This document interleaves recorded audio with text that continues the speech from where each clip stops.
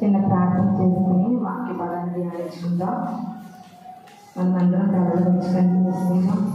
ప్రతి ఒక్కరు ఎవరి మనసులో వాళ్ళు అయ్యా ఈ దినాన్ని ఒక ప్రత్యేకమైన రీతిలో నాతో మాట్లాడి నా హృదయాన్ని ఇద్దరు పెట్టామని ప్రార్థనలో ఏకీభవించవలసిందిగా మనం చేస్తున్నాం. స్తోత్రము స్తోత్రము స్తోత్రము స్తోత్రము స్తోత్రములు. పరిశుద్ధుడైన దేవా, మీ ఘనమైన నామానికి వందనాలు స్తోత్రాలు చెల్లించుకుంటున్నాం తండ్రి. ఈ ప్రాముఖ్యమైన సమయంలో ప్రభా అయ్యా ఏదైనా రాజు గారిని ఇక్కడ నిలబడి ఏంటంటగా నన్ను పూర్తిగా మీ సిలువ చేతలో మరుగు చేసుకుని మా బ్రతుకులకు మా జీవితానికి ప్రభా అయ్యా ఎంతో విలువైనటువంటి మీ మాటలు ప్రభా మాకు తెలియచేయండి. మీరు మాట్లాడుతూ ఉంటుండగా తండ్రి చెవులు గ్రహించే హృదయాన్ని ప్రతి బిడ్డకి మీరు అనుగ్రహించి ప్రభా మీరు ఆఖరికి ప్రతి ఒక్కరూ సిద్ధపాటు కలిగిన బిడ్డగా జీవించడానికి సహాయం దాయించండి. త్వరరాబోతున్న యేసు పరిశుద్ధ నామములో అడిగి వేడుకొని ప్రార్థిస్తున్నాం తండ్రి, ఆమేన్. ఈ చక్కటి సమయం ఇచ్చినటువంటి దేవుడికి వందనాలు చెల్లిస్తూ ఉన్నాను. మీ అందరికీ కూడా నా వందనాలు చెల్లిస్తూ ఉన్నాను. వాక్య భాగాన్ని చదువుకుందామండి. దానియేలు గ్రంథము 2వ అధ్యాయము 8వ వచనాన్ని చదువుకుందాం. దానియేలు గ్రంథము 2వ అధ్యాయము 28వ వచనాన్ని చదువుకుందామండి. దానియేలు గ్రంథము 2వ అధ్యాయము 28వ వచనాన్ని చదువుకుందాం. చదవమ్మా. అయితే మర్మములను బయలుపరచగల దేవుడు ఒకడు పరలోకమందున్నాడు. అంత్య దినములందు కలగబోదానిని ఆయన రాజును నెబుకద్నెజరునకు తెలియజేసెను. తాము పడక మీద పరుండగా తమరి మనసులో కలిగిన స్వప్న దర్శనములు ఏమనగా. హల్లెలూయా, హల్లెలూయా. ఈ యొక్క సమయంలో దానియేలు గారి సంగతి అయితే మనకు అందరికీ కూడా పరిచయమే. ఎందుకంటే దానియేలు గారు ఆ రాజ్యాన్ని పరిపాలిస్తూ ఉన్నటువంటి రాజుగారికి ఏమన్నా కళలు దర్శనాలుగా వస్తే ఆ కళ చెప్పి కళభావాన్ని చెప్పేవారు దానియేలు గారు. అయితే అందరూ అనుకునేవారు దానియేలు రాజుకి వచ్చిన కళ ఎలా చెప్పగలుగుతున్నారు అనుకునేవారు. ఏమనుకునేవారు? రాజుగారికి వచ్చిన కళను దానియేలుకి ఎలా తెలుస్తుంది? రాజుకి వచ్చిన కళ దానియేలుకి ఎలా తెలుస్తుంది అనుకునేవారండి. ప్రతి ఒక్కరు కూడా వాక్యం అనేసరికి సెపరేట్ అయిపోయింది.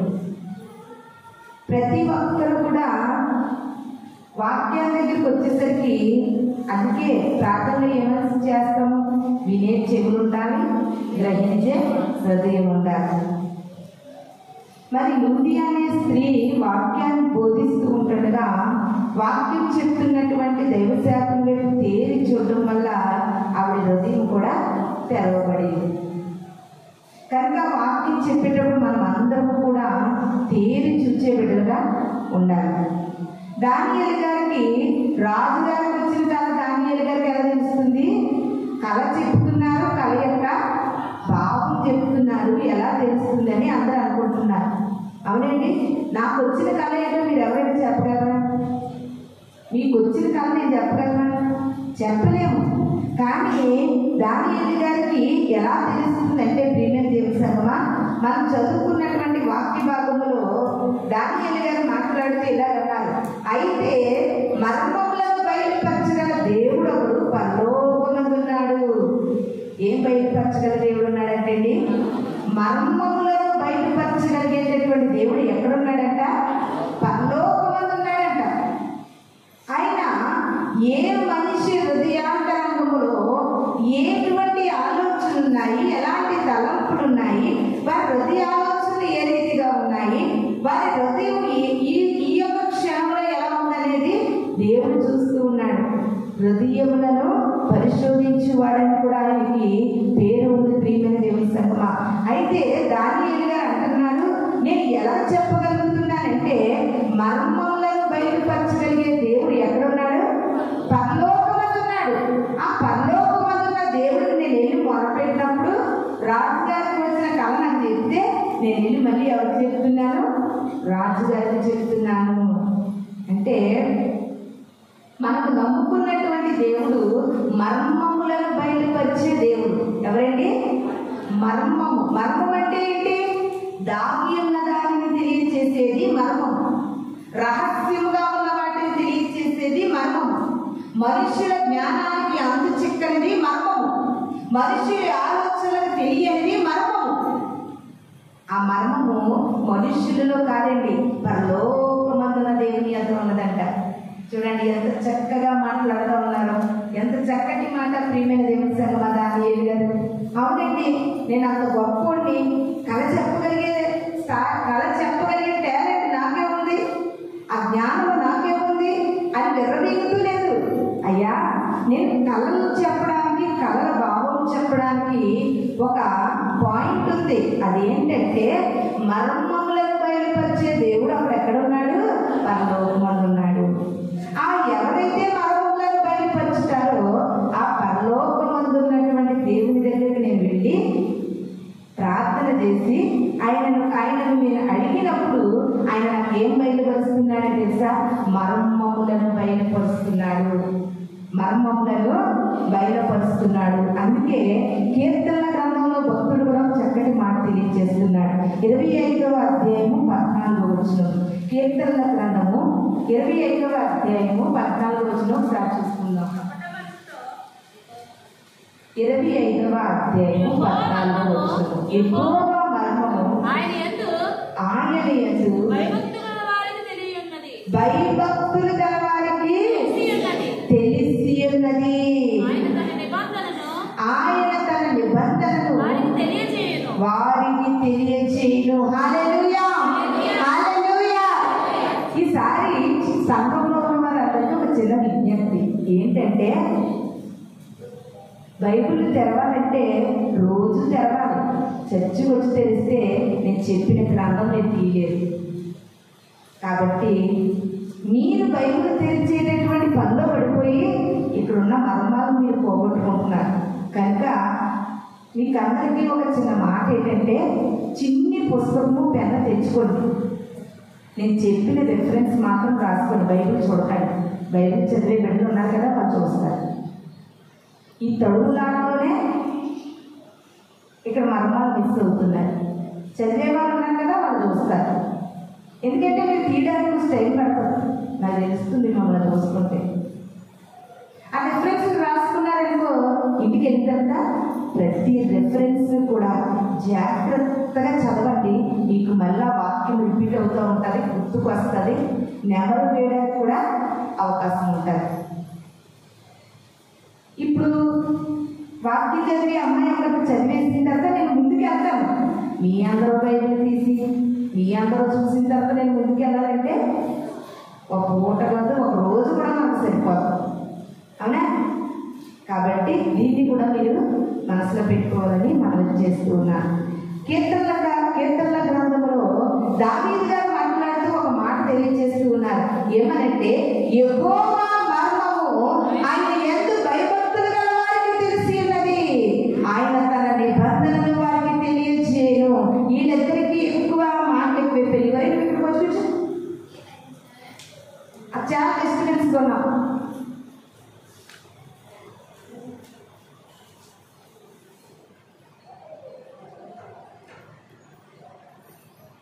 యెహోవా యందు భయభక్తులు కలిగిన వారికే మర్మము తెలియజేయబడుతుంది. జాగ్రత్తగా గమనించాలి. ఎవరు తెలియజేయబడుతుంది?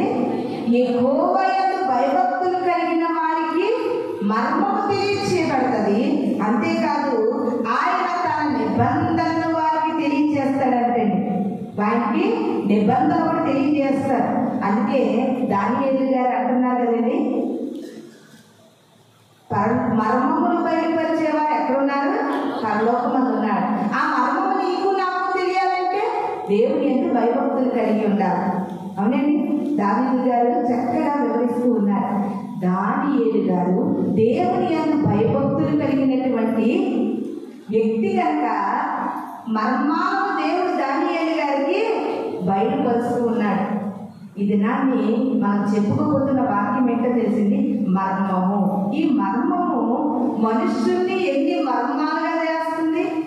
అసలు మనుష్యుడికి ఈ మర్మాన్ని, దేవునిలో ఉన్నటువంటి ఈ జ్ఞానమైన ఈ మర్మాన్ని ఎంత మరుగుపరుస్తుంది అపవాది. దేవుని మర్మంలో మనకు దాగి ఉన్నటువంటి జ్ఞానం ఏంటి, అసలు దేవుని మర్మం ఏంటనేది ఇది నా పరిశుద్ధాత్మ మనకు వివరిస్తూ ఉన్నాడండి. కాబట్టి ప్రతి ఒక్కరు కూడా జాగ్రత్తగా చూడాలని, జాగ్రత్తగా వినాలని, అసలు దేవుని యొక్క మర్మంలో మనం ఉన్నామా లేదా అనేది మనం పరీక్షించుకోవాలని మీకు అందరికీ తెలియజేస్తూ ఉన్నాను. అందుకనే దానియేలు గారిని అందరూ ప్రశ్నిస్తూ ఉన్నారు. గారడీ విద్యలు సతులు నేర్చుకున్న వారు, గారడీ విద్య ఉంటారండి, దాన్ని గారడీ చేసే వారికి విద్య నేర్పిస్తారు. నువ్వు ఎలా మాట్లాడాలి, ఆ విద్య ఎలా నేర్చుకోవాలని ఉంటాడు. అది నేర్చుకుంటేనే వాడు గారడీ చేయగలడు. గారడీ నేర్చుకున్న వాళ్ళు కూడా చెప్పలేకపోతున్నారు. కన్న పిశాచులు కూడా చూడండి, సోది చెప్పేవారు ఇవన్నీ ఉంటారు కదా, వీళ్ళందరూ కూడా ట్రైనింగ్ ఉంటుంది. వాళ్ళు నేర్చుకునే మనకి చెబుతారండి. వీళ్ళందరూ కూడా ఈ యొక్క బబులోను దేశంలో ఎవరు చెప్పలేనటువంటి మర్మాలను ఈ దానియేలు ఎలా చెప్తున్నాడు. మాదొక ప్రశ్న. దానియేలు దగ్గరికి వెళ్ళి ప్రశ్నిస్తే ఆయన ఒకే మాట చెప్తున్నారు. అయ్యా, నేనేమీ నేర్చుకోలేదు, నేను ఎక్కడ ట్రైనింగ్ అవ్వలేదు మర్మాల కోసం, నాకు అసలు దీని సంగతి కాదయ్యా. కానీ నేను ఒక్కటే గ్రహించాను, ఏంటంటే మర్మాలను బయలుపరిచే దేవుడు పరలోకమందు ఉన్నాడని ఒక్క సంగతి నాకు తెలుసంటే. అందుకే అక్కడికి వెళ్ళి అడిగితే ఆయన నాకు చెప్తున్నాడు, దీనిలో ఇంకా మిగతా ఏది లేదయ్యా అని దానియేలు చెప్తుంటే దావీదు గారు అంటున్నారు, మర్మాలు కూడా అందరికీ బయలుపరచడు, మర్మాలు కూడా అందరికీ తెలియచేయడు. బైబిల్ చదివినంత మాత్రాన నువ్వు ఎంత చదివినా ఒకరికి మర్మాలు బయలుపరచడం. బైబిల్ చదవడమే కాదు, బైబిల్ నువ్వు ఎలా చదవాలంటే యెహోవా యందు భయభక్తులు కలిగి నువ్వు చదవాలి. యెహోవా యందు భయభక్తులు కలిగి నువ్వు చదివితే దావీదు గారు అంటున్నారు, యెహోవా మర్మము తన యందు భయభక్తులు కలిగిన వారికే బయలుపరచబడతాది. ఆయన నిబంధన ఏంటో ఆయన యందు భయభక్తులు కలిగిన వారికే తెలియజేస్తాడు. అందరికీ తెలియజేయడు, అందరికీ అర్థమవుదు. దేవుని ప్రేమ అందరికీ తెలియదు, దేవుని గొప్పతనం కూడా అందరికీ తెలియదు. ప్రియమైన దేవుని సంగమా, నువ్వు అక్కడ గుర్తించుకో, చర్చికి వచ్చి వెళ్ళిపోయినంత సులువుగా నువ్వు పరలోకానికి వెళ్ళలేవు. అది ప్రతి క్రైస్తవుడు కూడా బండ గుర్తు పెట్టుకోవాలి. ప్రతి క్రైస్తవుడు కూడా పరలోక రాజ్యానికి చేరాలంటే పరలోక రాజ్యం మర్మాలకు బయలుపరచబడి ఉండాలి. అప్పుడే నీవు పరలోక రాజ్యానికి సిద్ధపడగలవు, లేకపోతే నువ్వు సిద్ధపడలేవు. అదే దానియేలు గ్రంథము 2వ అధ్యాయము 47వ వచనం కూడా ఒకసారి చూద్దామండి. మరియు కంటిన్యూ చేయకు, అక్కడ ఎలా ఉంటారో వివరంగా చదవాలమ్మా.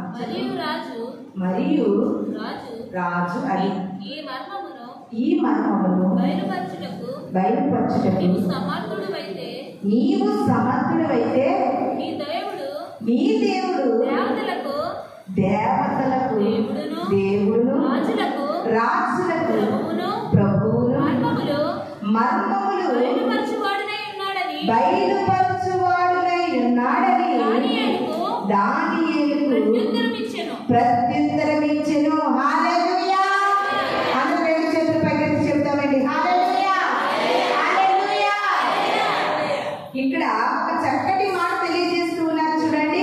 2వ అధ్యాయం 47వ వచనం నేను క్లుప్తంగా చదువుతాను. రాజు వచ్చి మాట్లాడుతున్నాడండి దానియేలుతో. రాజుగారు వచ్చి ఏమని మాట్లాడుతున్నారంటే, మర్మమును బయలుపరచుటకు నీవు సమర్థుడవైతే, మర్మములను బయలుపరచుటకు నీవు సమర్థుడవైతే నీ దేవుడు ఎలాంటి వాడో తెలుసా? దేవతలకు దేవుడు. ఎంత ఈ మాట చెప్తుంటే బాడీ ఎంత షేక్ వచ్చేస్తుందండి. మర్మములను బయలుపరచుటకు నీవు సమర్థుడవైతే ఆ మర్మాలను బయలుపరిచే దేవుడు ఎలాంటి వాడో తెలుసా? దేవతలకు దేవుడు. అంతేకాదు రాజులకు ప్రభువునై ఉన్నాడు. హల్లెలూయా, హల్లెలూయా. ఈ దినాన్ని మర్మాలను బయలుపరిచేవాడు పరలోకమందు ఉన్నాడు. ఆ పరలోకమందు ఉన్న దేవుడు నీకు మర్మాలను బయలుపరచాలంటే నువ్వు యెహోవా యందు భయభక్తులు కలిగి ఉండాలి.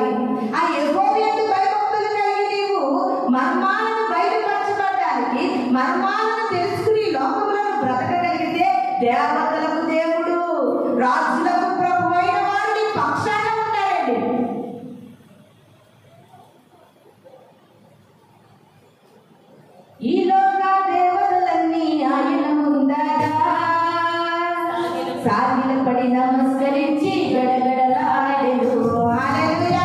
ఈ లోకంలో ఉన్న దేవతలన్నీ కూడా దేవుని ముందు సాగిలపడి నమస్కరించి గడగడలాడుతూ ఉంటే ఈ దినాన ఈ మనుషులు, ఈ క్రైస్తవులు వాటికి ప్రభుతూ ఉన్నారు, వాటికి భయపడుతూ ఉన్నారు, అవి చెప్పినవి చేస్తూ ఉన్నారు. ప్రియమైన దేవుని సంగమా, ఒక్కటి నువ్వు గుర్తు పెట్టుకో, నీవు నమ్ముకున్న దేవుడు, నీవు సేవించిన దేవుడు, నీవు ఆశ్రయిస్తున్న దేవుడు దేవతలకు దేవుడు, రాజులకు ప్రభువు, ప్రభువులకు మహాప్రభు, మహారాజులైన దేవుడు నువ్వు నమ్ముకున్నావు. జాగ్రత్త సుమా. ఈ దినాన్ని ప్రజలకి దేవతలకు దేవుడని గ్రహించలేకపోవడానికి, రాజులకు ప్రభు అని గ్రహించకపోవడానికి ఈ లోక దేవతలన్నీ కూడా ఆయన ముందు గడగడలాడి నమస్కారం చేస్తున్నాయని ఇంకా నీకు అర్థం అవ్వకపోవడానికి గల కారణం ఏంటో తెలుసా? నువ్వు దేవుని మర్మములు ఎరగలేకపోతున్నావు. నువ్వు దేవుని మర్మములు నీకు ఎందుకు గుర్తుకు రావట్లేదో తెలుసా? నువ్వు యెహోవా యందు భయభక్తులు లేని వారిగా బ్రతుకుతున్నారు. యెహోవా యందు భయభక్తులు విడిచిన బిడ్డలుగా బ్రతుకుతున్నారు. యెహోవా యందు భయభక్తులు లేని వారిగా మీరు ఉన్నారు కనుక ఈ శక్తి, ఈ మర్మము, ఈ గొప్పతనము కూడా ఈనాటి క్రైస్తవ్యంలో కూడా కనపడకపోవడం అనేది చాలా దౌర్భాగ్యం. ప్రియమైన దేవుని సంగమా, చాలా దౌర్భాగ్యము. ఫలానా రోజండి నాకు కళ వచ్చిందండి, నువ్వు నాకు కోడిని కొయ్యకపోతే నీ ఇంట్లో ఈ శ్రమలు పోవు, ఈ శోధనలు పోవు, ఇబ్బంది. అందుకే నువ్వు వెళ్ళి అంటే ఏం చేసేసినట్టండి, ఎవ్రీ పద్ధతిలో ఉంటుందండి. దేవుడు స్వయంగా చెప్తున్నాడు, ఆ పోస్తులైన పౌరుల ద్వారా దేవుడు మాట్లాడుతున్నాడు. కోడెల రక్తము వలనైనను, మేకల రక్తము వలనైనను ఈ లోకంలో మనకి పాప క్షమాపణ లేదు. ప్రియమైన దేవుని సంగమా, ఎవరో నీకు కళ్ళు కనబడి ఈ నైవేద్యమెట్టు, ఆ నైవేద్యమెట్టు, అది పోయి ఇది పోయి అంటే వారికి నువ్వు భయపడుతున్నావంటే నీ దేవుడు ఎలాంటి వాడు మర్మము నీకు తెలియక, దేవతలకు దేవుడని తెలియక, ప్రభువులకు ప్రభు అని తెలియక, రాజులకు ప్రభు అని తెలియక వాటికి భయపడతా ఉన్నావు. ఎక్కడైనా బండి మీద వెళ్తాను, సైకిల్ మీద వెళ్తాను, నడుస్తుంది, పడిపోతే అమ్మా నువ్వు పడిపోయించండి, అర్జెంటుగా వెళ్ళి ఆ కోడిని బలించేయాలి. ఆ నమ్మకము నీకు ఉంది, కానీ దేవుని యందు నమ్మకము, విశ్వాసం నీకు లేదు. అది ఎందుకో తెలుసా? ఆ మర్మము నీకు తెలియక. నిజముగా దేవుని మర్మములు తెలియకపోతే మన అంత అసమర్థులు ఎవరు లేరండి. దేవుని మర్మము మనం ఎరగకపోతే మన పరలోక రాజ్యాన్ని చేపట్టలేము. ప్రియమైన దేవుని సంగమా, ఈ దినాన్ని దేవుని మర్మం ఎరగాలి. ఈ మాట ఎవరు చెప్తున్నారు? దానియేలు చెప్తున్నారండి, రాజు చెప్తున్నాడు. ఎవరు చెప్తున్నారు? నోరు తెర. నేను చెప్పిన మాట వాళ్ళు అడుగుతున్నాను, కొత్తగా ప్రశ్న ఏం కాదు. ఈ మాట ఎవరు చెప్తున్నారు? మహారాజు గారైనటువంటి ఆ నెబుకద్నెజరు బబులోను దేశాన్ని పరిపాలిస్తున్నటువంటి ఒక రాజు వచ్చి ఒక సామాన్య మనుషుడితో చెప్తున్నాడు, అయ్యా నువ్వు కళల భావాన్ని, కళల యొక్క కళను నువ్వు తెలియజేస్తున్నావంటే నువ్వు ఎంత సమర్థుడు నాకు ఎలా అర్థమైందంటే, నేను నమ్ముకున్న దేవుడి కంటే కూడా నీవు నమ్ముకున్న దేవుడు దేవతల కంటే దేవుడు, రాజుల కంటే ప్రభు. ఒక విగ్రహారాధకుడికి తెలుస్తుందండి, నిత్యము పూజలు, నిత్యము వ్రతాలు చేస్తూ దేవుని విగ్రహారాధన ఆరాధిస్తున్నటువంటి ఒక రాజు వచ్చి చెప్తూ ఉన్నాడండి, నీ దేవుడు సామాన్యమైన దేవుడు కాదురా. దానికి నీ దేవుడు సామాన్యమైన దేవుడు కాదు. ఈ దేవుడు ఎంత గొప్ప దేవుడు అంటే దేవతలకు దేవుడు, రాజులకు ప్రభు. అంతేకాదు, ఒక మాట చూద్దామండి. ఆ మాట కూడా నాకు చాలా ఆశ్చర్యం కలిగించింది. అదే దానియేలు గ్రంథం 5వ అధ్యాయం ఒకసారి చూడండి. 5వ అధ్యాయం 12వ వచనం చూద్దాం. ఈ దానియేలు శ్రేష్ఠ 5వ అధ్యాయం 12వ వచనం చదవండి అమ్మా. ఈ దానియేలు శ్రేష్టమైన బుద్ధి గలవాడే, కళలు తెలియజేయటమును, మర్మములు బయటపరచటమును, కఠినమైన ప్రశ్నలకు ఉత్తరమిచ్చుటమును, జ్ఞానమును తెలివియు గలవాడుగా కనబడెను. హల్లెలూయా, హల్లెలూయా. దేవుని శక్తి ఏంటో తెలియట్లేదు, దేవుని బలం ఏంటో తెలియట్లేదు, దేవుని జ్ఞానం ఏంటో తెలియట్లేదు. ప్రియమైన దేవుని సంగమా, ఇక్కడ దానియేలు వరకు ఎంత చక్కగా మెన్షన్ చేయబడిందో చూడండి. ఈ దానియేలు గారు ఎలాంటి వారంటే శ్రేష్టమైన బుద్ధి కలిగిన వారు. అంతేకాదండి, శ్రేష్టమైన బుద్ధిని, కళలు తెలియచేయటము, మర్మములను బయలుపరచటము, కఠినమైన ప్రశ్నలకు ఉత్తరమిచ్చేవారంట. అందరూ నా వైపు చూడండి, ప్రతి ఒక్కరు నా వైపు చూడండి. దానియేలు గారు అంటే కఠినమైన ప్రశ్నలకు ఉత్తరం ఇచ్చేవారంట.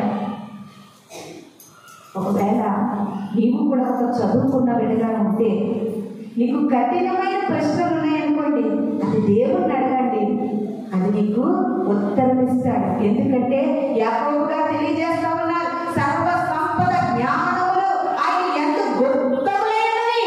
ఈ దినాన్ని అడగలేని నోరుగాని ఉండిపోయావు, అడగలేని బిడ్డగాని ఉండిపోయావు, అడగలేక అడుగు ముందుకేయలేక చదువులో వెనకబడిపోయిన బిడ్డగాని ఉండిపోయావు.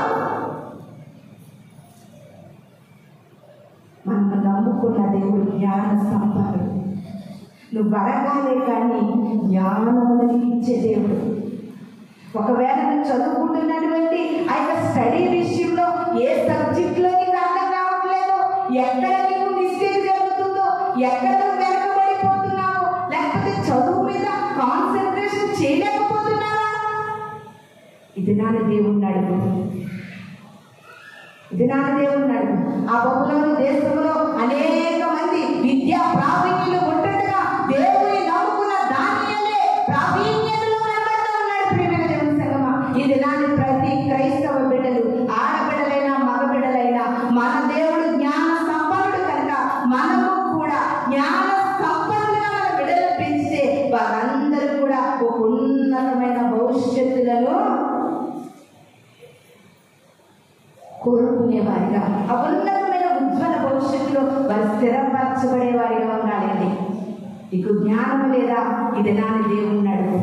ఎందుకంటే ఆయన అడిగితే ఇచ్చేవారండి. సొలొమోను అడిగితే జ్ఞానాన్ని ఇచ్చిన దేవుడు.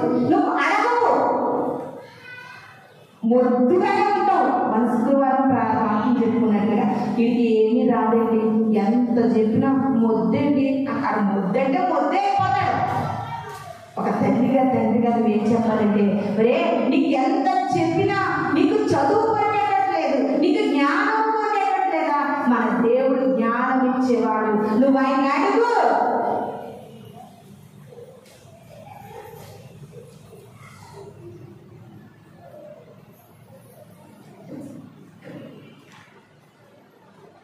నువ్వు దేవుణ్ణి అడుగు. నిజంగా థామస్ అల్వా ఎడిసన్ తల్లి చేసినటువంటి జ్ఞానమైన పననే.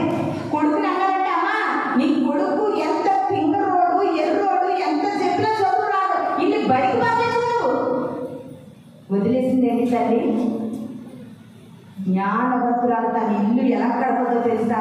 బిడ్డల భవిష్యత్తుని కడతారు, భర్త పేరు ప్రఖ్యాతలు కడతారు, దేవునిలో పెంచడము, దేవుని జ్ఞానం ప్రతి విషయంలో కూడా, ప్రతి తల్లిదండ్రులు కూడా బిడ్డలందరితో ఫేస్ టు ఫేస్ ఓపెన్ గా కొద్దిసేపు మాట్లాడడం కూడా మనం నేర్చుకోవాలి. మన బిడ్డలతో ఏం మాట్లాడాలండి? ఓపెన్ గా మాట్లాడాలి. ఈవిడ గారికి ఇరుగాంతో మాట్లాడడానికి టైం ఉంటుంది, పొరుగాంతో మాట్లాడడానికి టైం ఉంటుంది, ఫోన్లో మాట్లాడడానికి టైం ఉంటుంది. బిడ్డల చాట్ తీసుకుని వారికి అర్థమయ్యేటట్లుగా వారితో మాట్లాడే టైం ఇది నా తల్లిదండ్రులకు లేదు. చెప్పాలి కదండి, చెప్తేనే కదా వాడికి అర్థమయ్యేది. ఇది నాకు ప్రతి ఒక్కరు కూడా నువ్వు ఏ దేనిలో చదువు విషయంలో వెనకబడిపోయి ఉన్నావు, ఇది నాకు ప్రభువు నువ్వు అడిగినట్లయితే దానియేలు గారి వరే దేవుడికి తప్పనిసరిగా జ్ఞానం అనుగ్రహిస్తాడు. అలాగే అక్కడ ఇంకా మాటలు ఉన్నాయి చూడండి. 5వ అధ్యాయము 12వ వచనంలో ఇంకా కింద వచ్చినా చదవండి. అప్పుడు వారు దానియేలును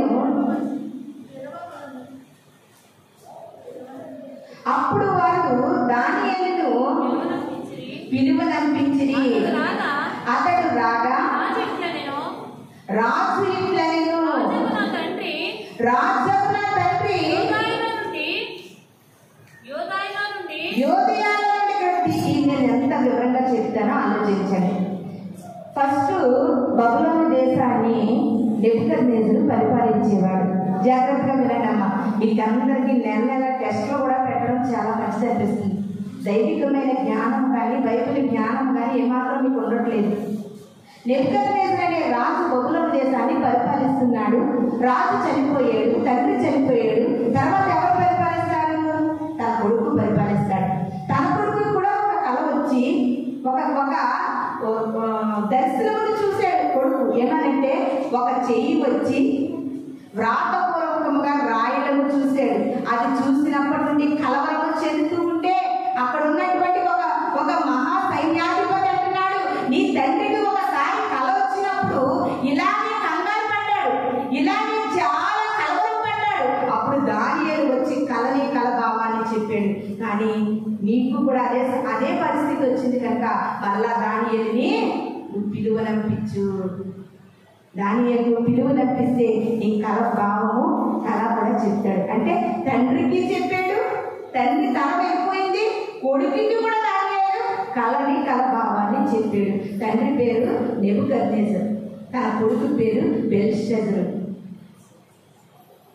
చూసారా, ఇద్దరు రాజులకి కూడా ఈ దానియేలు గారు ఎంతగా ఉపయోగపడుతూ ఉన్నారు. నాకు ఈ మాటలు చదువుతూ ఉంటే ఒక మాట చాలా ఆశ్చర్యపరిచింది. ఒకసారి చూడండి, ఆ మాట చాలా ఆశ్చర్యంగా ఉంది.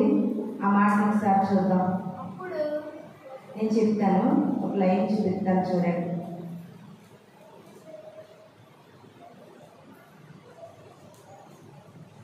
ఆ దానియేలు గ్రంథంలో ఒక మాట ఉంటుంది.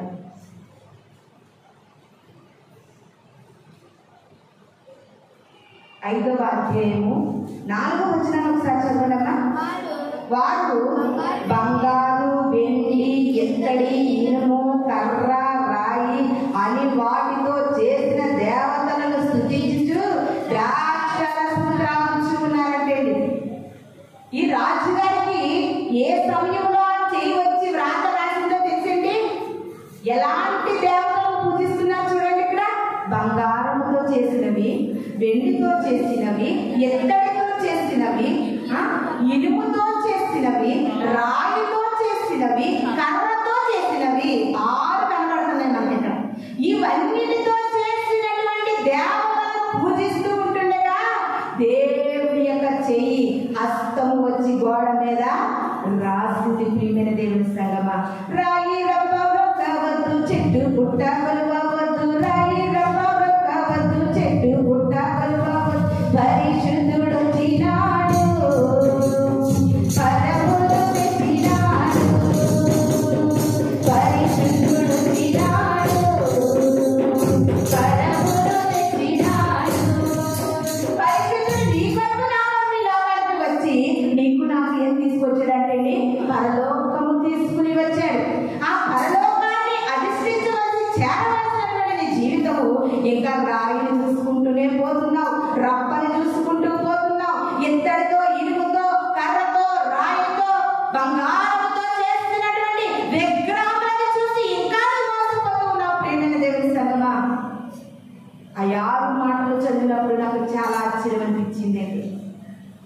ఒక దైవ సేవకుడు అన్నారండి, ఒక రాయిని తీసుకొచ్చి నువ్వు రాతి బొమ్మలు చేసి ఆ చెట్టు కింద పెట్టినప్పుడు దానికి ఒక కొంచెం రంగులు పూస్తే అది ఒక దేవుడు అనుకుంటున్నావు. వెళ్ళివాడా, ఏ రాయితో అయితే నువ్వు రాతి బొమ్మలు చేసి పూజిస్తున్నావో ఆ రాయిని బట్టలు ఉతకడానికి ఉపయోగిస్తావు, ఇల్లు కట్టడానికి ఉపయోగిస్తావు, స్నానం చేసే రాయి కింద వేసుకోవడానికి ఉపయోగిస్తావు, ఎన్నో విధాలుగా రాయిని ఉపయోగిస్తావు. అది ఒక దేవుడండి. ఒక కర్రను ఉపయోగించి ఆ కర్రతో చెక్క బొమ్మలు చేసి దాన్ని పూజిస్తున్నావు. ఆ కర్ర ముక్కలు తీసుకెళ్లి పొయ్యిలో పెడతావు, ఆ కర్రతో మంచం చేయించుకుంటావు, ఆ కర్రతో డైనింగ్ టేబుల్ చేయించుకుంటావు, అనేక రకమైన వస్తువులు తయారు చేసుకునే ఆ యొక్క ఇంగ్రీడియంట్స్, ఆ యొక్క వస్తువు, ఆ చెక్క నీకు ఒక దేవుడా? జాగ్రత్తగా గమనించాలి.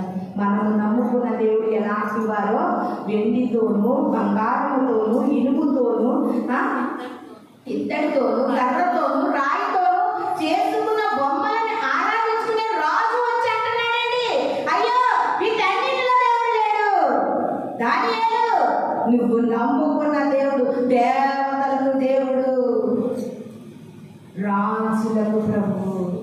అలాంటి మహారాజులు తెలుసుకోగలిగినప్పుడు నీవు నేను ఇంకా తెలియకుండా దేవుని మర్మమేంటో ఎరగకుండా బ్రతుకుతున్నామంటే చాలా బాధాకరమైన విషయం. ప్రియమైన దేవుని సంగమా, ఇంకొక మాటను మనం చూసుకుందాం. మార్కు సువార్త 4వ అధ్యాయము 11వ వచనం చదువుకుందామండి.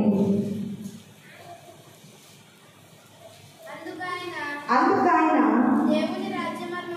దేవుని రాజ్య మర్మము తెలుసుకొనుట అనుగ్రహింపబడి ఉన్నది గాని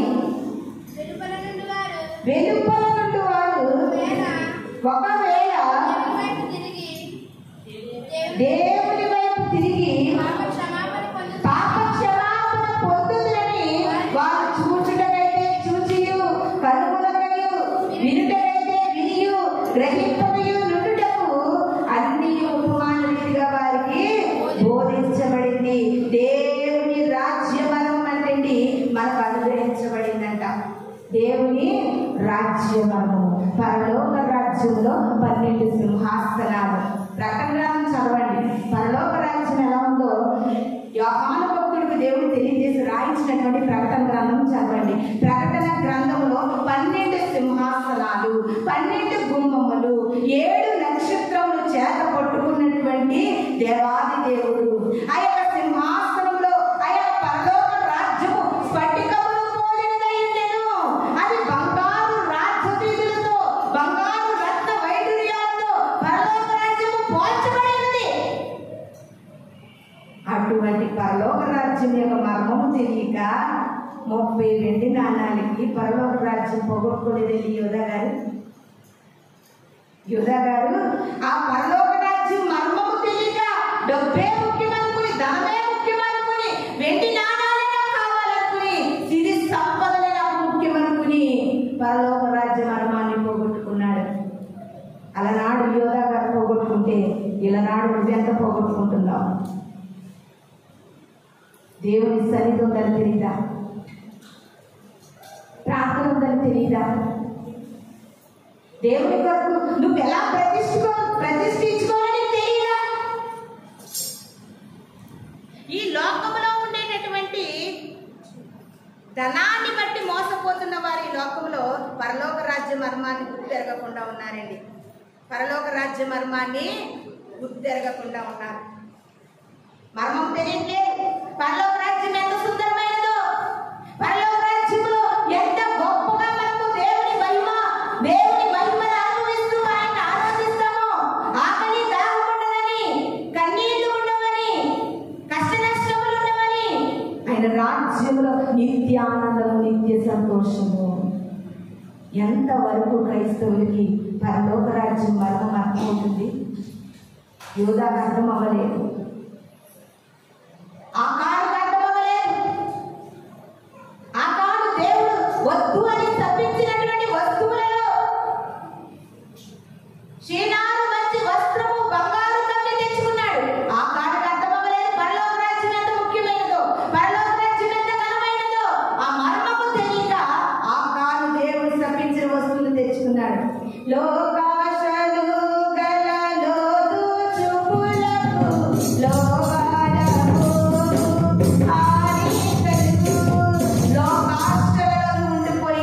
దేవుని మర్మము తెలియకుండా బ్రతికేస్తున్నావు. బ్రతుకుని ముగిస్తున్నావు. మర్మము ఎరుగగా చనిపోతున్నావు. చనిపోయిన నీవు నరకానికి వెళుతున్నావు.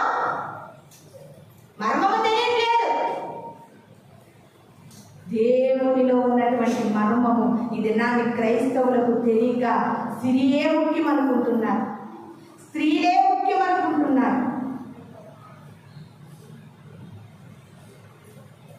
ఎంత నిజముగా ఎరిగి చెడిపోతున్నటువంటి క్రైస్తవులు ఎంత బాధపడినట్టు తెలుసారు. ఎంత బాధాకరమైన విషయం. పరలోక రాజ్యం యొక్క మర్మాలు మనం తెలుసుకోలేకపోతున్నాం. నిజముగా పరలోక రాజ్యం యొక్క మర్మాన్ని తెలిసినట్లయితే భూలోకంలో అన్ని అశాశ్వతమని గ్రహించగలుగుతావు. అది తెలియనప్పుడు భూమిలో ఉన్నవేటికి శాశ్వతం అనుకుంటావు. భూమి మీదేను శాశ్వతం ఇది అశాశ్వతమని నువ్వు గ్రహించలేకపోతున్నావండి. యేసుక్రీస్తు వారి శిష్యులు గ్రహించారండి. అలా మర్మము గ్రహించబడింది. నీకు ఇంకా మర్మము తెలియబడకపోతే నువ్వు ఇంకా వైకుంఠం లేని బిడ్డగా జీవిస్తూ ఉన్నావు. ఎవరికైతే దేవుని మర్మం గ్రహించబడిందో దేవునితో టైం గడపడం ఇష్టం అనిపిస్తుంది, ప్రార్థన చేసుకుని దేవునితో సహవాసం చేయాలనిపిస్తుంది. అది పరలోక రాజ్యం యొక్క మర్మము. ప్రియమైన దేవుని సంగమా, ఆయనతో సహవాసం చేయాలని, ఆయనతో మాట్లాడాలని, ప్రతి గుండెలో ఉన్నటువంటి ప్రతి బాధ విన్నపములు దేవునికి తెలియజేయాలనిపిస్తుంది.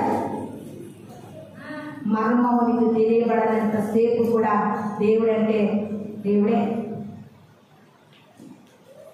వెళ్ళడం రావడమే, వెళ్ళడం పోవడమే. ఈ రోజున నువ్వు మర్మము తెలుసుకోవాలి. మర్మము తెలుసుకోలేని ప్రజలు అనేక మంది నశించిపోతూ ఉన్నారు.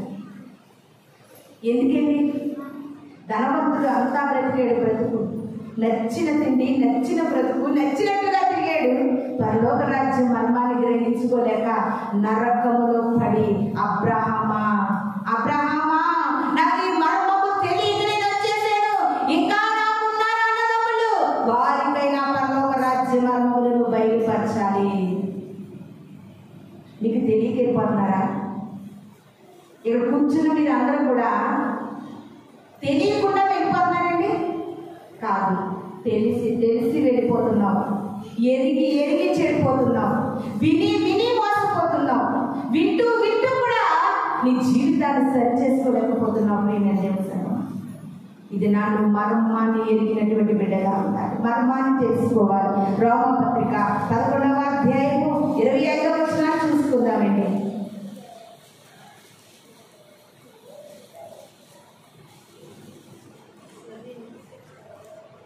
11వ అధ్యాయము 25వ వచనం.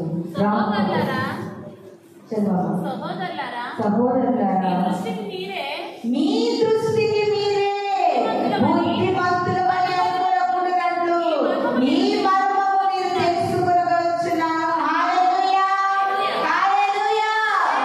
అపోస్తలుడైన పౌలు గారు అంటున్నారండి, ఎంత చక్కగా సంబోధిస్తున్నారు. పిలుపులో కూడా ఎంత అందం ఉందండి పౌలు గారు.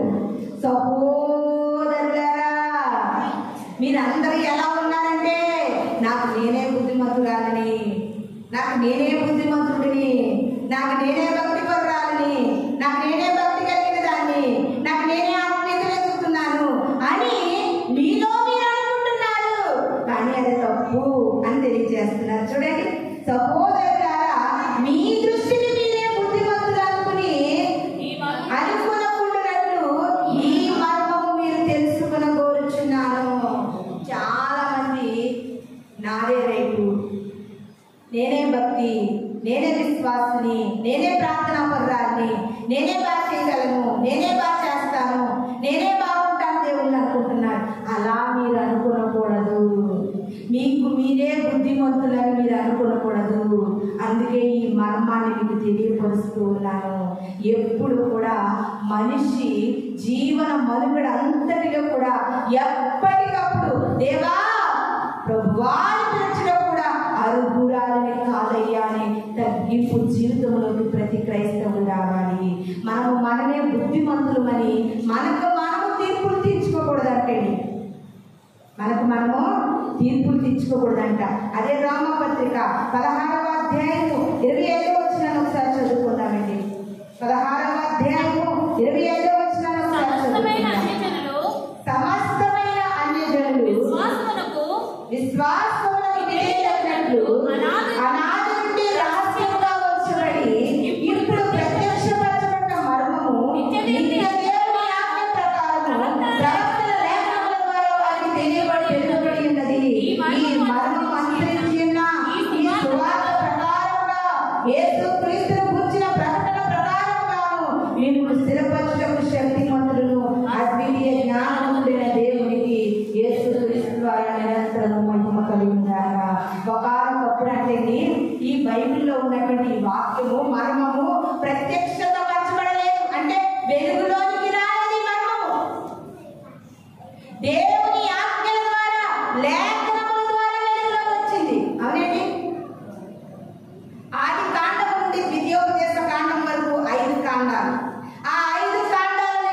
మోషే గారి ద్వారా దేవుడు రాయించాడు. ఆజ్ఞల రూపముగా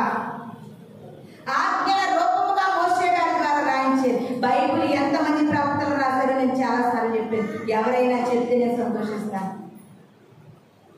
బైబిల్ ఎంతమంది ప్రవక్తలు రాశారు?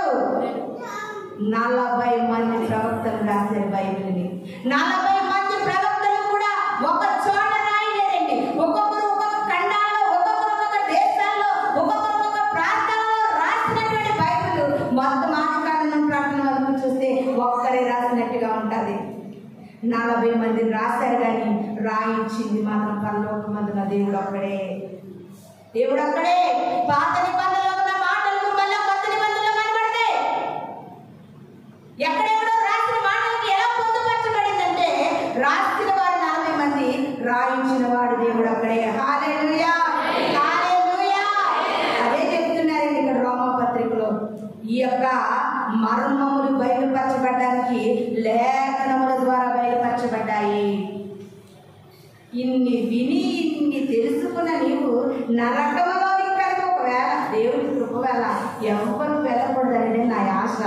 ఒకవేళ కనుక నువ్వు నరకంలో అడుగు పెట్టేవరకు నాకు తెలియదు బాబు అన్నది కుదరదు. ఇంకా ఇన్ని మాటలు తెలుసుకున్న నీవు నాకు తెలియదు బాబు అనకూడదు. నా కర్మ బాబు, తెలిసి ఇక్కడికి వచ్చేది నా కర్మ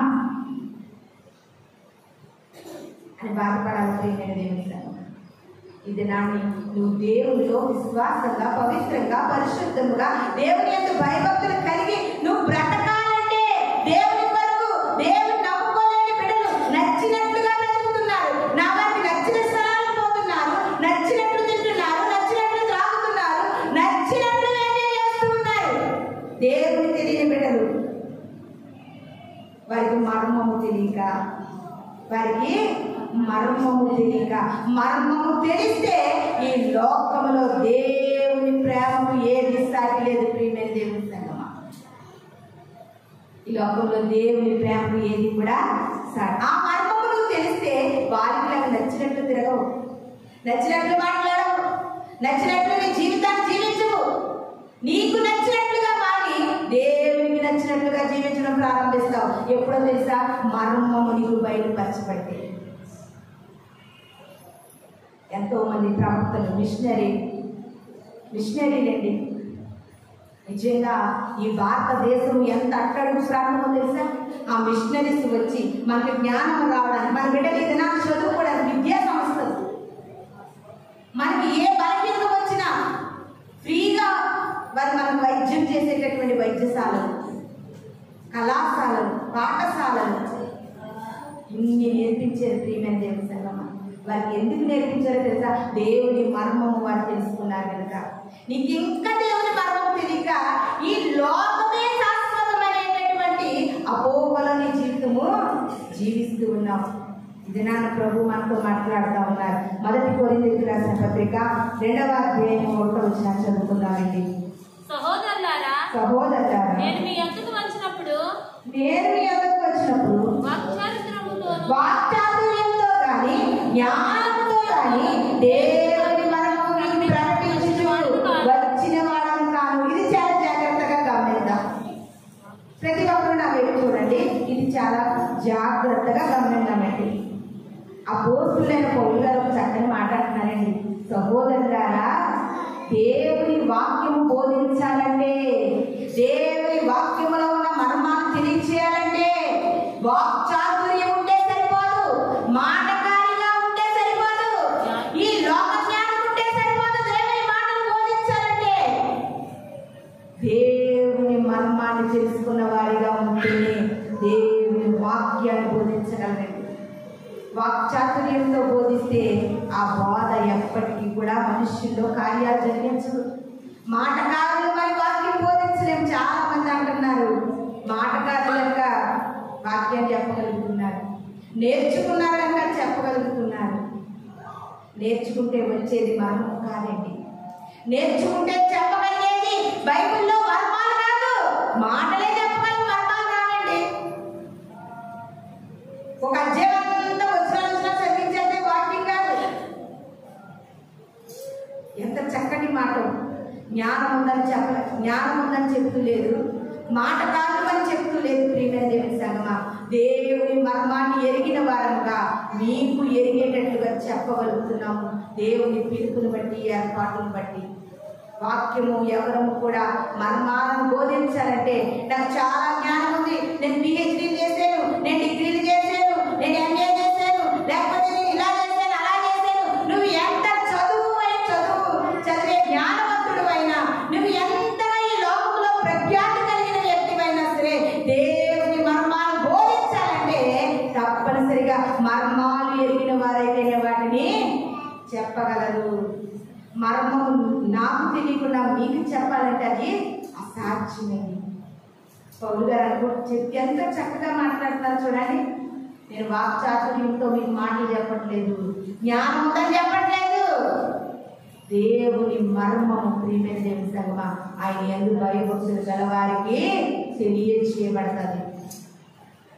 ఇంకా నువ్వు ఏ మర్మంలో ఉన్నావు? ఇంకా దేవుని మర్మాలు ఎరగనటువంటి బిడ్డగా ఉన్నావా? జనాన ప్రభువు మనల్ని ప్రశ్నిస్తూ ఉన్నారు. అదే 2వ అధ్యాయం 10వ వచనం కూడా ఒకసారి చూసుకుందామండి. మనకైతే దేవుడు వాటిని తన ఆత్మ బయలుపరిచినాడు. ఆ ఆత్మ అన్నిటినీ దేవుని మర్మములను కూడా బోధిస్తూ ఉన్నది. హల్లెలూయా, హల్లెలూయా.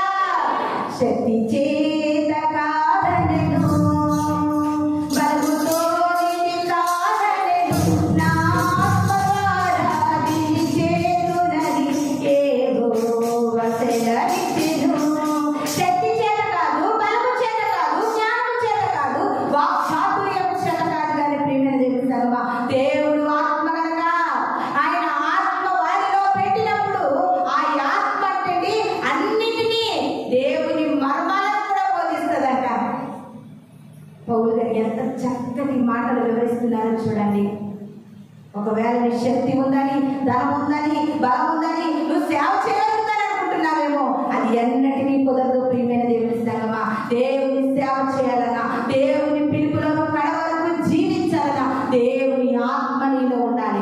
ఆత్మ పొందిన బిడ్డగా ఉంటే ఆ ఆత్మ అన్నిటితో పాటు మర్మాలను కూడా బయలుపరుస్తుంది. కొరింథీ స్త్రీలు అంటే ఎవరు వాక్యం చెప్తే ఆ వాక్యాలు వినేవారు కాదంట. ఒకవేళ విన్నా అది కరెక్టా రాంగ్ అని బైబిల్ తెరిచి వచ్చినా చదువుకునేవారంట. ఎంత గొప్ప మాట అండి. దేవుడు ఆత్మ కనుక ఆ ఆత్మ మనకి ఏం బోధిస్తుందంటే అన్నిటినీ, అంటే ఈ లోకంలో మనం అన్ని విధాలు ఎలా బ్రతకాలి, మర్మాలను ఎలా తెలుసుకోవాలో దేవుని వాక్యము బోధిస్తూ ఉంది. ప్రియమైన దేవుని సంగమా, ఇంకొక మాటను చదువుకుందాం. అదే 1 కొరింథీయులకు రాసిన పత్రిక 14వ అధ్యాయం 2వ వచనం చదువుకుందామండి. 14వ అధ్యాయం 2వ వచనం చాలా ఇంపార్టెంట్ వచనం. ప్రతి ఒక్కరు అండర్లైన్ చేసుకోండి. ఎందుకనగా భాషతో మాట్లాడువాడు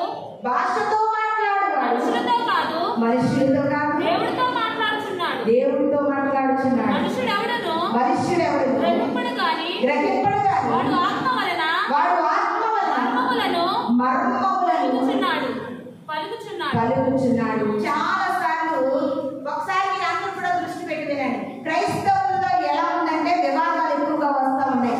క్రైస్తవులు ఏమంటున్నారంటే స్వస్థత లేవని కొంతమంది అంటున్నారు, భాషలు లేవని కొంతమంది అంటున్నారు. మరి ఇప్పుడు అపోస్తలుడైన పౌలు గారు ఏమంటున్నారండి? భాషలతో మాట్లాడేవాడు దేవునితో మాట్లాడుతూ ఉన్నాడు. ఆ భాష మీకు అర్థం కాదు, కానీ మాట్లాడుతున్న వారి హృదయానికి అర్థమవుతూ ఉంటాయి. దేవుడు ఒక్కొక్క రీతిగా వాడుకుంటాడు. అది లేదు ఇది లేదని ఎవరు కూడా అనడానికి సరిపోము. ఎందుకంటే దేవుని యొక్క లేఖనం ఏమంటుందంటే లేఖన భాగంలో ఉన్నవన్నీ కూడా నెరవేర్చబడతాయండి. దీనిలో సున్నాయినను పొల్లైనను తీయకూడదు, చేర్చకూడదు. భాషలు మాట్లాడేవాడు చాలా మంది భాషలు మాట్లాడుతూ ఉంటే వేరేగా అనుకుంటూ ఉంటారు. కాదు, భాషలతో మాట్లాడేవాడు దేవుడితో మాట్లాడతాడు. ఎంత వివరంగా ఉందో చూడండి ప్రియమైన దేవుని సంగమా. భాషలతో మాట్లాడేవారు మనుషులతో కాదు దేవుడితో మాట్లాడతారు. ఆ భాషను మనుషుడు ఎవడు గ్రహించలేడు, కానీ ఆత్మ వలన మర్మములను పలుకుచున్నాడు. భాషలతో మాట్లాడేవాడు ఏం పలుకుతున్నాడంటే దేవుని ఆత్మ వలన మర్మాలను పలుకుచున్నాడు.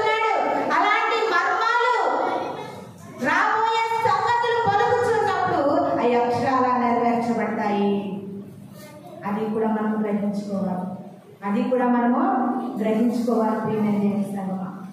ఏది కూడా చాలా మంది ఏమంటున్నారంటే, ఏంటంటే బాబు క్రైస్తవ్యంలో ఆ పాస్టర్ గారు తప్పు అంటున్నారు, ఈ పాస్టర్ గారు తప్పు అంటున్నారు, ఈ యూట్యూబ్ ఆన్ చేస్తే ఈ క్రైస్తవుల మధ్య వివాదాలు అంటున్నారు, డిబేట్లు అంటున్నారు, అసలు విశ్వాసంగా మేము ఏమి నమ్మాలో తెలియట్లేదని చాలా మంది మాట్లాడుతూ ఉన్నారు. నువ్వేమి నమ్మదు, వాక్యాన్ని నమ్ము.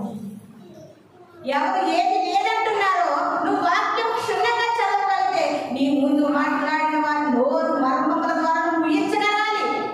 లోకానుసారమైన మాటలతో ముగించలేవు. దేవుని మర్మములు తెలిసిన విధంగా నువ్వు బ్రతకగలిగితే నోరు ముగించగలవు. మర్మాలను తెలియచేసే దానియేలు గారు మనుష్యుల నోరులే కాదు, సింహాల నోళ్ళను కూడా ముగించేశాడు. హల్లెలూయా, హల్లెలూయా. ఇది నీ జీవితం, నా జీవితం ఎలా ఉంది? దేవుని మర్మాలు నీకు బయటపరచబడుతున్నాయా? దేవుని మర్మాలను గ్రహించగలుగుతున్నావా? దేవుని మర్మం ఏంటో నీకు అసలు అర్థమవ్వగలుగుతుందా? ఆయన ప్రేమ ఎంత గొప్పదో. ఈ మర్మాలని నీకు తెలియకపోతే నువ్వు సరాసరి నరకానికే పోతావని ఇది నా వాక్యం మాట్లాడుతుంది. కొలస్సీలకు రాసిన పత్రిక 1వ అధ్యాయము 25వ వచనాన్ని చదువుకుందామండి. కొలస్సీలకు రాసిన పత్రిక 1వ అధ్యాయము 25వ వచనాన్ని చదువుకుందాము. దేవుని వాక్యమును అనగా యుగములలోను తరములలోను మరుగు చేయబడి ఉన్న మర్మమును సంపూర్ణముగా ప్రకటించుటకును మీ నిమిత్తము నాకు అప్పగింపబడిన ప్రభుని ఏర్పాటు ప్రకారము నేను ఆ సంఘమునకు పరిచారకుడనైతిని. హల్లెలూయా, హల్లెలూయా. ఎంత చక్కగా తెలియజేస్తూ ఉన్నారో చూడండి. ఫిలిప్పీలకు రాసిన పత్రికలో, కొలస్సీలకు రాసిన పత్రిక 2వ అధ్యాయం 25వ వచనంలో ఎంత చక్కటి మాటలు మనకు కనబడతా ఉన్నాయి ప్రియమైన దేవుని సంగమా. ఎంత చక్కటి మాటలు చూడండి. ఇది నాన్ని సేవకులనగా దైవ జైనులనగా వేరే వేరేగా మాట్లాడుతూ ఉన్నారండి. ఎంత చక్కటి మాట మనకు కనబడతా ఉంది. 1వ అధ్యాయం 25వ వచనంలో, కొలస్సీలకు రాసిన పత్రిక 1వ అధ్యాయం 25వ వచనంలో, దేవుని వాక్యమును అనగా యుగములలోను తరములలోను మరుగు చేయబడిన మర్మమును సంపూర్ణంగా ప్రకటించడానికి మీ నిమిత్తము నాకు అప్పగింపబడిన ఏర్పాటు ఇది. సంఘానికి కట్టేది దేవుడు అప్పగించుకున్నటువంటి ఏర్పాటే ఇక్కడ నిలబడినటువంటి సేవకులు ప్రియమైన దేవుని సంగమా. ఈ సేవకులు ఎందుకు నిలబడతారంటే యుగాలలో తరాలలో మరుగు చేయబడిన సంగతుల మీద తెలియచేయడానికి నిలబడతారంట. యుగాలలో తరాలలో సజీవుడైన దేవుడను నీవే యేసయ్యా. ఆయన యుగాలకు సజీవుడైన దేవుడు, తరతరాలకు సజీవుడైన దేవుడు, ఆ తరతరాలు యుగాలకు సజీవుడైన దేవుడు మీ నిమిత్తముగా ఇక్కడ మమ్మల్ని ఏర్పాటు చేసింది. ఎందుకంటే మర్మాలను బయలుపరచడానికి. ఈ లోకంలో బ్రతుకుతున్న మనం అనుకుంటాము డబ్బులోనే ఆనందం ఉంది, సిరి సంపదలలో సంతోషం ఉంది. సంసోన్ అనుకున్నాడు దెలీలాలోనే నా జీవితం అనుకున్నాడు, దెలీలాతోనే నా జీవితం ఉంది అనుకున్నాడు, దెలీలానే నా జీవితానికి సంతోషం అనుకున్నాడు ప్రియమైన దేవుని సంగమా. కానీ యోసేపు అనుకున్నాడు రాణి గారు కాదు నా జీవితం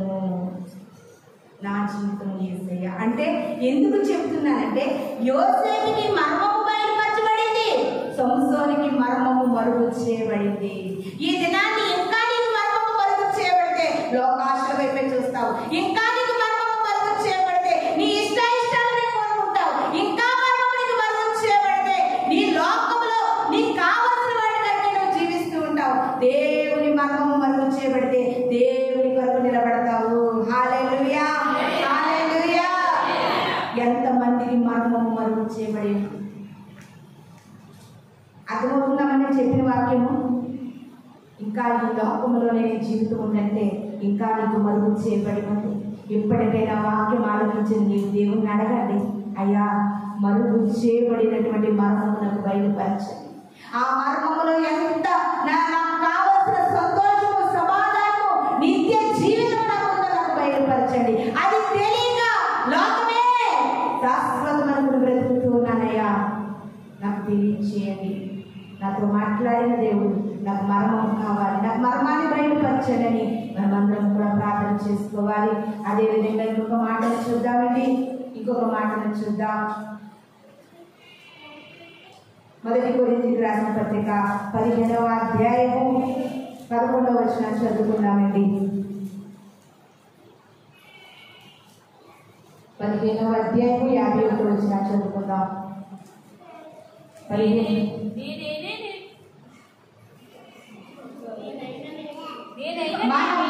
మనమందరము నిద్రించము కానీ 51వ వచనం ఇదిగో మీకు ఒక మర్మము తెలుపుచున్నాను, మనమందరము నిద్రించము కానీ నిరీక్షణలో కడగోరము రోగగానే మనమందరము మార్పు పొందుదుము, ఘోరం రోగును, అప్పుడు మృతులు అక్షయులుగా లేపబడుదురు, మనమందరం కూడా మార్పు చెందుతాము.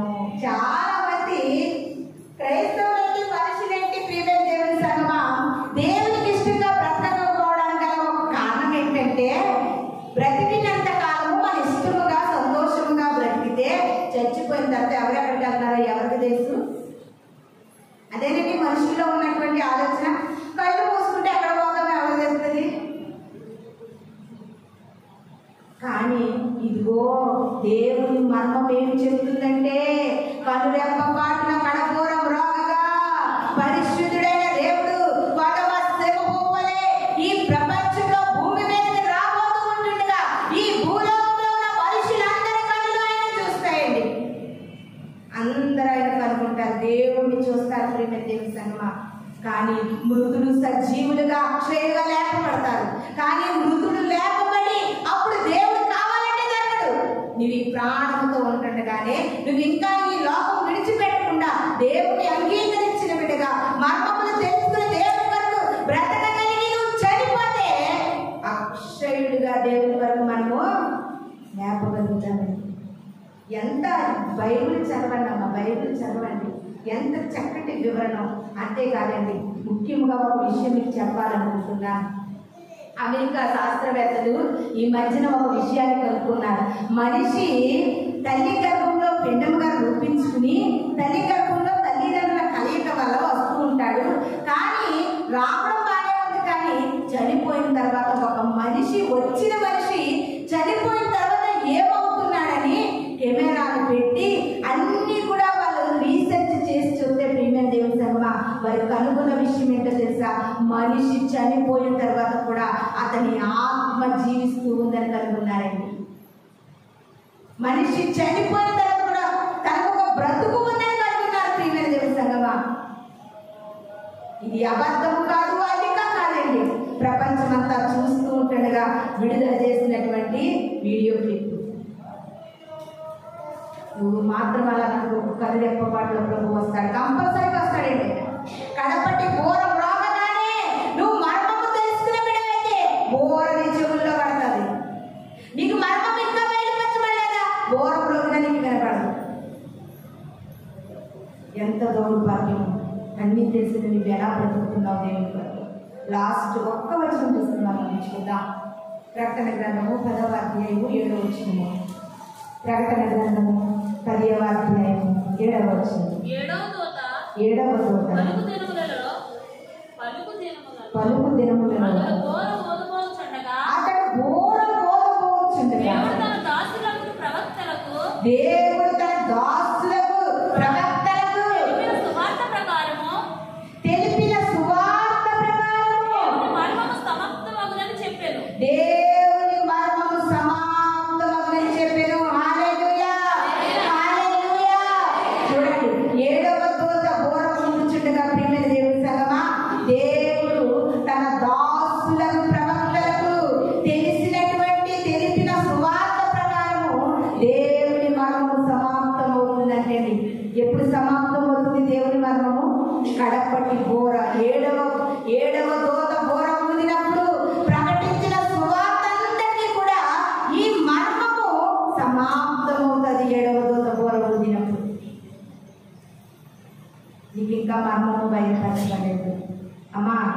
ఉపవాసం ఉండండి. ఉపవాసం ఉండి ప్రార్థన చేసి చూడండి అమ్మా, మీ జీవితాలు ఎంత బాగుంటాయంటే ఉపవాసంలో ఉన్న మర్మం తెలియదు. ఉపవాసం లేకపోతే ఏమైందిలే అంటే ఇంకా నీకు మర్మం తెలియట్లేదు. దేవునిలో ఉన్న మర్మము నీకు తెలియనంత సేపు కూడా ప్రేమని చెబుతామా, నువ్వు దేవుని కొరకు సిద్ధపడలేవు. దేవుని పరలోక రాజ్య మర్మములు మనం గ్రహించే వారంగా ఉండాలి. ఆ మర్మములన్నీ మనం పొందుకోవాలంటే యెహోవా యందు భయభక్తులు కలిగిన వారికైనా మర్మములు బయలుపరుస్తాడు. భయభక్తులు లేని వారికి మర్మాలు మరుగు చేస్తాడు. నువ్వు చేసేది తప్పు కానీ నీకు తప్పు అనిపించదు, ఎందుకంటే మరుగు చేయబడింది కాబట్టి. నువ్వు మాట్లాడే తప్పు కానీ తప్పు అనిపించదు. బూతులు పచ్చి బూతులు క్రైస్తవుడుగా వెతుకుతూ నీకు తప్పు అనిపించదు, మర్మము మరుగు చేయబడింది కాబట్టి. సినిమాలు చూస్తావు తప్పు అనిపించదు, మర్మము మరుగు చేయబడింది. తాగుతావు, తిరుగుతావు, నీకు ఇష్టం వచ్చినట్లు బ్రతుకుతావు కానీ నీకు ఏమీ అనిపించదు, ఎందుకంటే మర్మము మరుగు చేయబడింది కాబట్టి. మర్మము బయలుపరచబడితే సినిమాలు చూడడం తప్పు అనిపిస్తుంది. మర్మము బయలుపరచబడితే వ్యభిచారం చేయడం తప్పు అనిపిస్తుంది. మర్మము బయలుపరచబడితే బూతులు మాట్లాడడం తప్పు అనిపిస్తుంది. మర్మము బయలుపరచబడితే అబద్ధాలు మోసాలు తప్పు అని చేస్తుంది. ఇంకా నీకు మర్మము మరుగు చేయబడిందా? రెండే విషయాలు. నీకు మర్మము మరుగు చేయబడిందా లేకపోతే మర్మం బయలుపరచబడిందా? ఈ రెండింటిలో నువ్వు ఏ స్థితిలో బ్రతుకుతున్నావో నిన్ను నువ్వు పరీక్షించుకుని వాక్యానుసారంగా మన యొక్క పరిస్థితులను మార్చుకుని దేవుని కొరకు బ్రతకాలని ఈ కొద్ది మాటలు దేవుడు తన వినికిడిలో దీవించి ఆశీర్వదించుగాక. మనమందరం కళ్ళు మూసుకున్నట్లయితే ప్రార్థన చేసుకుందాం.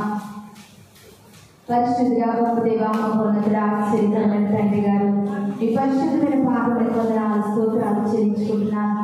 అయ్యా నా తండ్రి, నాయన మర్మములను బయలుపరిచే దేవుడు పరలోకమందున్నాడని దానియేలు గారు సెలవిచ్చిన రీతిగా ప్రభువా, ఈ లోకంలో జీవిస్తున్న మాకు అయ్యా మా సంపద, మా ఇష్టము, అయ్యా మా ఆశలు, మా తలంపులు ఈ లోకంలో అశాశ్వతమైన వాటి వరకు ఇంకా బ్రతుకుతూ ఉంటే ప్రభువా, దైవికమైన మర్మాన్ని బయలుపరచండి.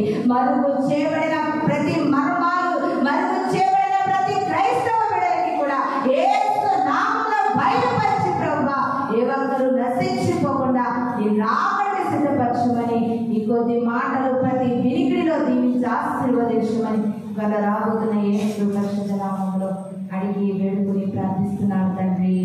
ఆమేన్. మీ అందరికీ నా వందనాలు.